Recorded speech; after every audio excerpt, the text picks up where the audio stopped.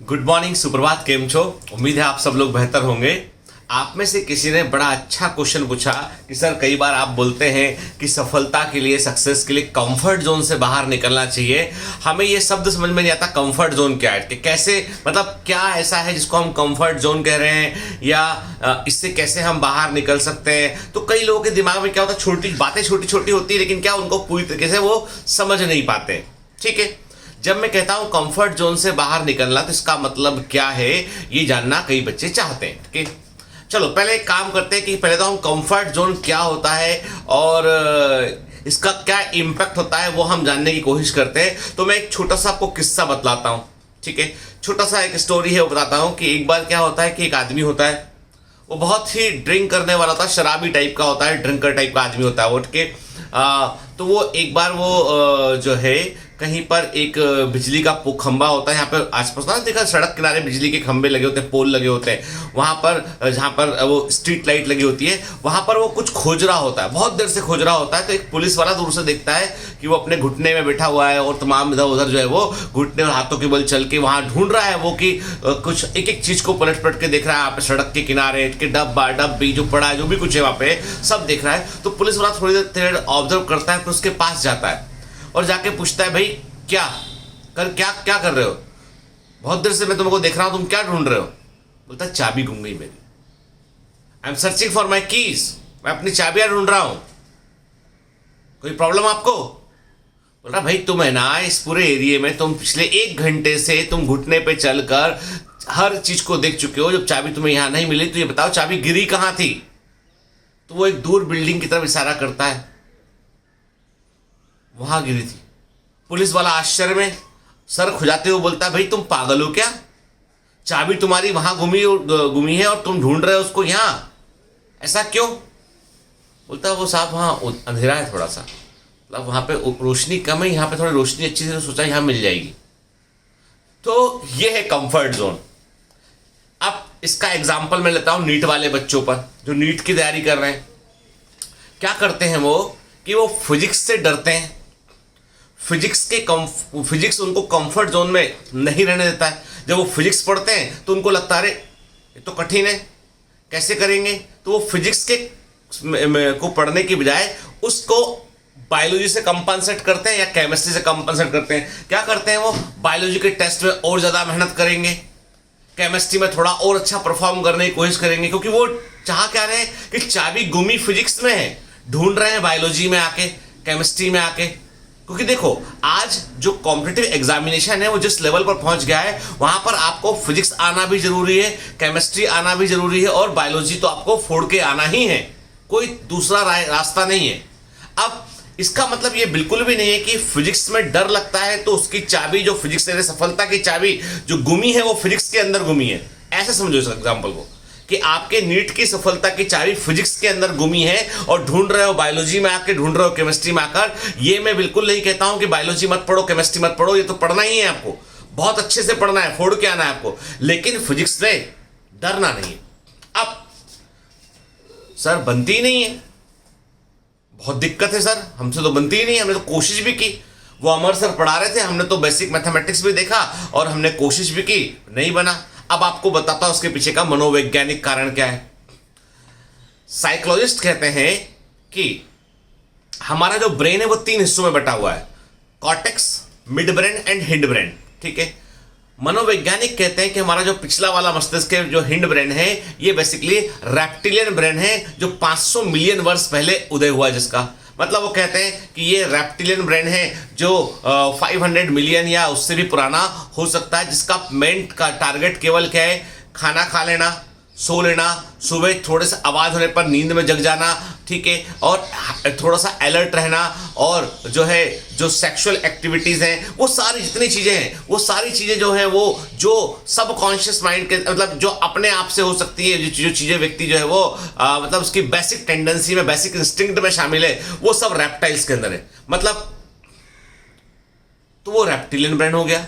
Reptilian brain जो होता है वो हमला करने वाला भी होता है। रेप्टिलियन ब्रेन जो होता है वो खूब भोजन करने के लिए प्रेरित करता है, वो हिंड ब्रेन हो गया, निचला हिस्सा हो गया, जो हमें रेप्टाइल से सांप के समान बनाता है। फिर बीच वाला जो हिस्सा होता है उसे मैमेलियन ब्रेन कहते हैं, जो आपके बॉडी टेम्परेचर को मेंटेन करता है, हार्ट रेट को मेंटेन करता है, आपको संकट के समय में भागने में मदद करता है या लड़ने में मदद करता है।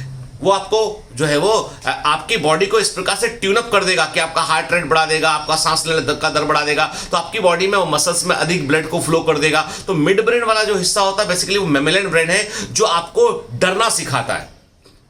क्योंकि मैमल्स को जो है वो, जब मैमल्स का जब सामना रेप्टाइल से हुआ तो रेप्टाइल्स तो हिंसक थे, तो मैमल्स जो है वो अपनी जान बचाने के लिए बहुत कुछ उन्होंने कोशिश किया, तो ब्रेन का वो हिस्सा उनका डेवलप हुआ। और कहते हैं कि मिड ब्रेन 300 मिलियन वर्ष के आसपास पुराना है, जो डर, जान बचाना, परिवर्तन का विरोध करना, कोई बड़ी घटना घटे हुई वहां नहीं जाएंगे कि वो वैसा, मतलब डर की जो भावना है वो मिड ब्रेन में छिपी हुई कहीं पर, ऐसा मनोवैज्ञानिक कहते हैं। वो कहते हैं एमागडाला का एक हिस्सा यहां पर होता है जो इस प्रकार से प्रेरित करता है। फिर सबसे ऊपर वाला होता है सेरिब्रल कॉर्टेक्स के, जो टॉप पे ब्रेन होता है, वो 100 मिलियन वर्ष के आसपास पुराना है, और ये वो ब्रेन का हिस्सा होता है जो आपको सही सोचने, समझने, परिवर्तन को एक्सेप्ट करने, नए विचारों को लाना, उन सब चीजों के लिए प्रेरित करता है।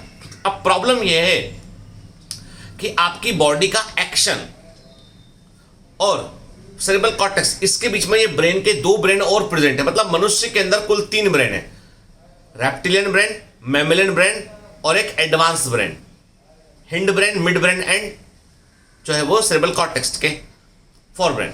तो बात यह है कि आदमी को मिलियंस ऑफ ईयर्स लग गए केवल इन तीनों ब्रेन के बीच में तालमेल बैठाने में। क्योंकि आपको बता दूं मैं कि जो आदि मानव से आज हम होमो सैपियंस हैं, आज हम आधुनिक मनुष्य हैं, तो इसके भी सबसे बड़ा परिवर्तन तो ये हुआ कि तो सेरिब्रल कॉर्टेक्स का साइज बढ़ना शुरू हुआ, क्योंकि उसे लगा कि बाकी के 2 ब्रेन को कंट्रोल करना मेरे छोटे आकार से मेरे बस में नहीं है। तो बाकी के 2 ब्रेन को कंट्रोल करना और उनके बीच कोऑर्डिनेशन बनाने में सेरिब्रल कॉर्टेक्स को वक्त लग गया, और उसने अपना साइज को बढ़ाया उसने। और फाइनली सबसे बड़ा जो चमत्कार वो हुआ, वो ये हुआ कि हमारे तीनों ब्रेन जो है आपस में कोऑर्डिनेशन में काम करने लगे।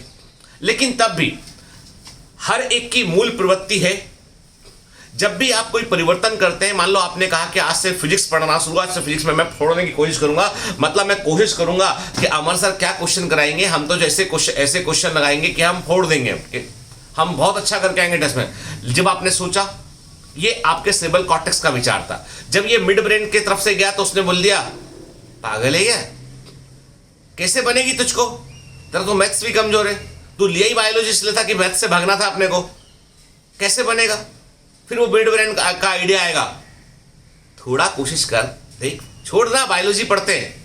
अब यहां पर कंफर्ट जोन बनना शुरू हो गया है कि टिंग टिंग टिंग टिंग टिंग, कि कंफर्ट जोन बनना शुरू हो गया है कि अरे नहीं नहीं नहीं यार, क्या सोचता रहता है बैठ के ऊपर, हमारे ऊपर बैठा है तो क्या हम लोगों को बोलेगा कि डरो मत, डरना तो पड़ेगा, जिंदा रहना है तो डरना पड़ेगा। ये मिड ब्रेन का और क्या डिसीजन है, कह रहे। तो अब प्रॉब्लम ये है कि कल मैंने जब कहा, कल के मैंने मॉर्निंग मोटिवेशन में कहा कि छोटे परिवर्तन जो है वो काम आते हैं। कई लोगों को लगा रहे सर तो जो है वो ऐसी हाइपोथेटिकल बातें कर रहे हैं। किसी भाई साहब ने लिखा भी उसमें कमेंट में, सर कौन सा वाला नशा करते हो। बहुत अच्छी बात है, ये आपके विचार आप अपने तक रखिए, बहुत अच्छी बात है। आप आए यहाँ पर विचरण करते हुए, हमारा जीवन धन्य हो गया।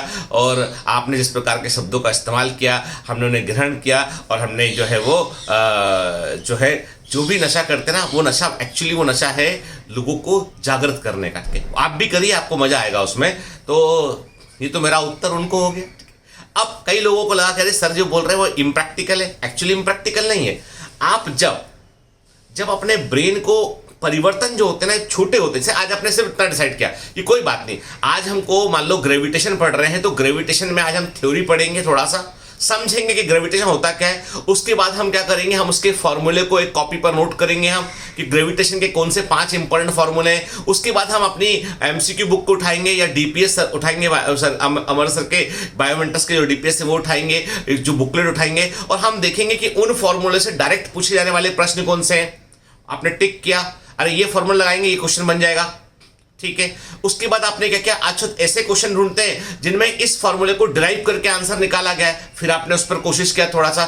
जैसे ही आपने 15-20 क्वेश्चन सॉल्व किए तो ब्रेन बोलेगा, अरे वाह तू तो होशियार था रे, मैं तो वैसे ही डरा रहा था तेरे को, तू तो होशियार था, मैं तो तेरे को वैसे ही डरा रहा था। अच्छा तो मैग्नेटिज्म करें, चलो मैग्नेटिज्म करते हैं, current effect of electricity, current electricity करते हैं, इलेक्ट्रोस्टैटिक करते हैं, क्यों डरेंगे? सबसे आखिर में साउंड एंड वेव्स करेंगे, वो लंबे लंबे अजीब से दिखते हैं, इसलिए कोई बात नहीं, बनेगा बनेगा बनेगा सबसे पहले। और आप बता रहा हूं मैं आपको, आप थ्योरी पढ़ के फॉर्मूले की लिस्ट बना के फॉर्मूले बेस्ड क्वेश्चन को, और आपको ये दिमाग में रखना है कि मुझे एक फॉर्मूले पर 5 क्वेश्चन सॉल्व करने हैं अलग अलग वैरायटी के, बस इतना। अब आप एक फॉर्मूले पे सीमित हो गए। आप ये नहीं बोल रहे कि मुझे टेस्ट में टॉप करना है, मुझे ये करना है कि मुझे आज क्या करना है, छोटा सा स्टेप डिसाइड कर लिया आपने किया। मैं कह रहा हूं कीजिए 15-20 दिन, 21 दिन कीजिए, आप पाएंगे फिजिक्स बनने लगा है। चाबी जहां गुमी थी, जहां गिरी थी, वहीं आप ढूंढ रहे हैं, दूसरी जगह जाके नहीं ढूंढ रहे, ठीक है ना? तो काइजन स्टेप्स बड़े काम के होते हैं, छोटे परिवर्तन कीजिए और ना डरने वाले कीजिए। याद रखिएगा कि मैं आपसे, कोई बच्चा जो है अपने गांव से बाहर ही नहीं निकला, मैं उसको बोलूं शिकागो जाओगे, मेरा एक काम है। शिकागो कहां?